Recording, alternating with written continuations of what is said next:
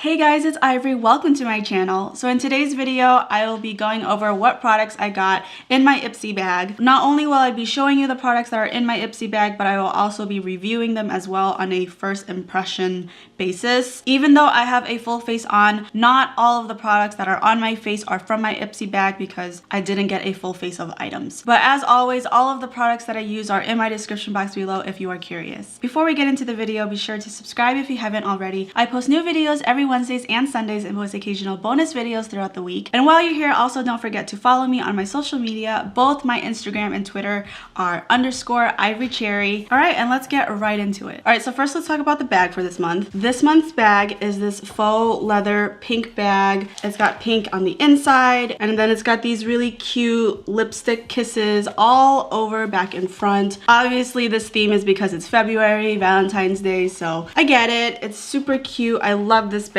And it's actually like one of the bigger sizes that I've seen. Sometimes they come a little bit smaller, but this is actually kind of large for this month. So the first item I got is skincare. This is the Sand and Sky Australian Pink Clay Exfoliating Mask. It is supposed to mattify and invigorate. So I actually pre-filmed using this mask last night, and I will insert the footage in a second. The reason I did it last night is because I like masks and skincare and anything exfoliating to be the last step after all my makeup is gone. I don't like to put on a mask and then like wait 5 to 10 minutes and then put on makeup because it feels like I just undid all the good work that I just did with all that skincare. It's like I just cleaned out my pores and made everything nice, and then I just clogged them again with some foundation and primer and all that stuff. So I typically like to do skincare at the very end of my day. But the instructions are really simple. You start off with clean, damp skin. Usually they say they want it dry, but this one wants it damp. You gently massage a quarter-sized amount onto the skin, let it sit for only 5 minutes, and then rinse it off with warm water. It does have a scent to it, but I don't know how to describe it because it's like somewhere in between earthy and a little bit fruity. It has the scent initially, but it fades really quickly.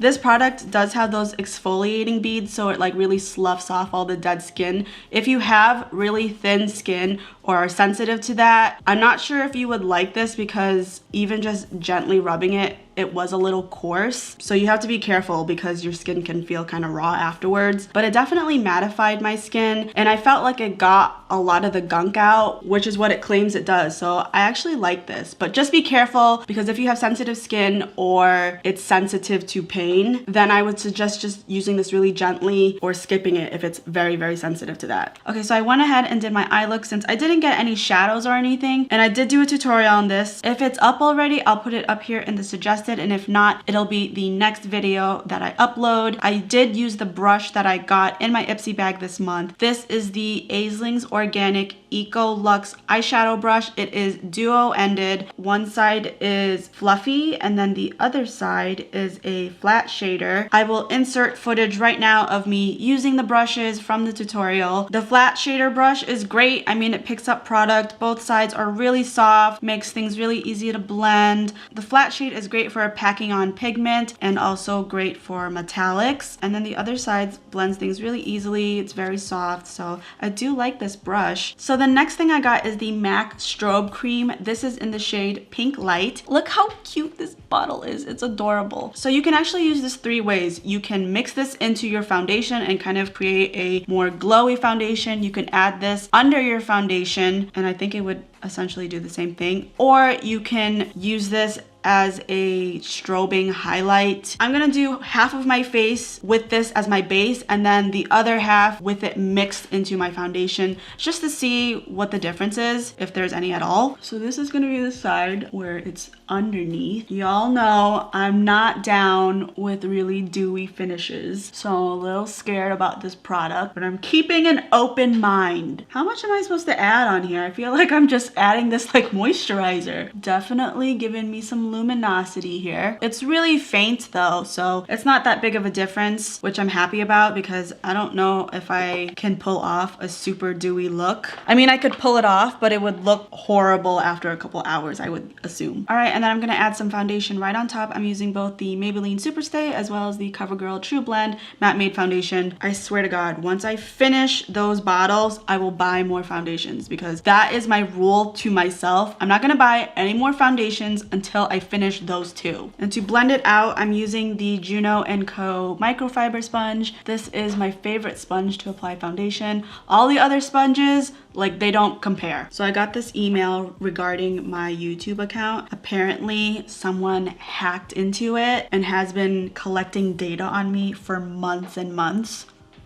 And the guy claims he has pictures and videos of me touching myself as well as my nudes, and that if I don't pay him $600, he will expose me, and that I have 48 hours to make a decision. It's been over 48 hours, so I just want to warn you, apparently some explicit R-rated photos are coming out of me, which is shocking even to me because I haven't taken a nude since like college. But if they come out, I'm not gonna be mad because I was cute back then. It was a good time. So just be on the lookout for my nudes. All right, and on the other side, I'm gonna add a little bit. I don't know how much to add, so I'm not adding a lot. I'm gonna use the same sponge. Oh no, I don't like it. It sheared out my foundations. These are full coverage foundations. So you can see right here where all my acne scarring is. It's still really prominent. I mean, over here, you can still sort of see it, but it's not as visible when the strobe cream is underneath versus mixed into your foundation. So I'm not into this at all. It might be nice for people that don't have blemishes like me and wanna shear out their foundation, but I am a full coverage woman. So yeah, that's a pass. I'm gonna add another layer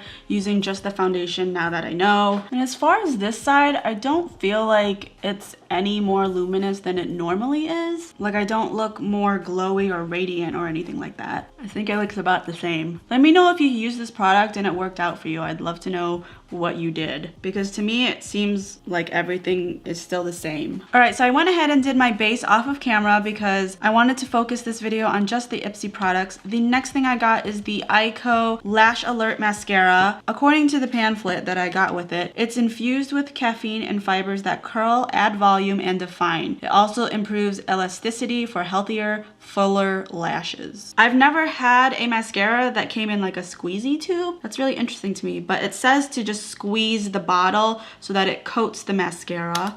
Oh, and the wand itself does have a curl to it, which I kind of like, so that it really just like lifts up the lashes. And it's quite skinny, which is my preference because I have very small eyes and I need something to handle both my top lashes as well as my lower ones. If the wand is too big, I will bump my lower lashes and then I have to wait for it to dry and then I buff it out, and it's just this whole process. So in general, I just prefer skinnier wands. So far it's going on pretty nicely. I really like this shape because I could just really like turn and twist and curl my lashes. I've tried so many things to try and keep my eyelashes curled, but they never stay. So I've given up on it. I bumped my eye anyway.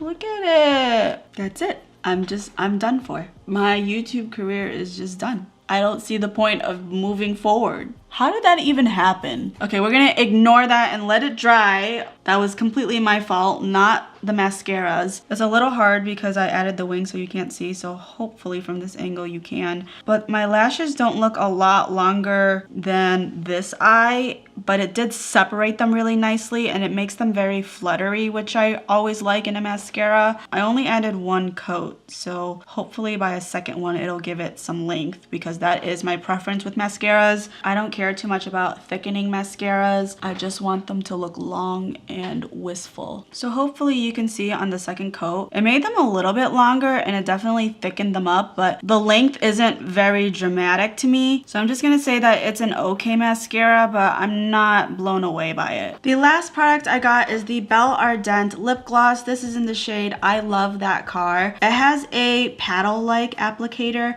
which is a little bit different versus your typical standard doe foot applicator that most lip glosses or liquid lipsticks have, but I don't mind it at all. It doesn't feel very sticky. It glides on really nicely. This is what it looks like without anything underneath. You can tell it is very pigmented. There's a lot of shine to it. I'm not a huge fan of lip glosses just because when I drink something, and I drink a lot of water throughout the day, it stains my straws and there's not a lot of lasting power with it. So it really is just an aesthetic thing, but it's definitely a form over function type of situation where it looks nice, but I don't think it's a very practical thing for me for an everyday use. But if you like lip glosses, then I think you're gonna really like this one. The color payoff is wonderful. All right, so those are all the products that I got in my IPSY bag. Let's do a really quick recap. The face mask is nice. Just be aware that because it has a gritty, sandy type of texture, if you have thin skin or sensitive skin, it may be kind of painful for you. So either use this with a light hand or skip this altogether if you are afraid of that type of thing. Next off is the MAC Strobe Cream. Dude, I don't think it did anything. My foundation looks exactly the same as it normally would. I don't think it made it any more luminous. I definitely didn't like mixing it in with my foundation because it sheared it out. They said you could use this as a highlighter as well. I've already powdered, but we'll just really lightly add this on top, and I'll add this to my nose as well. And I'm gonna pat this in because I don't want it to disturb what's underneath. Yeah, I'm not a huge fan. MAC is considered a high-end brand, and I don't think that this product is worth it. Maybe I'm using it wrong. If anyone thinks I'm using it wrong, in the comments you can tell me what I did incorrectly.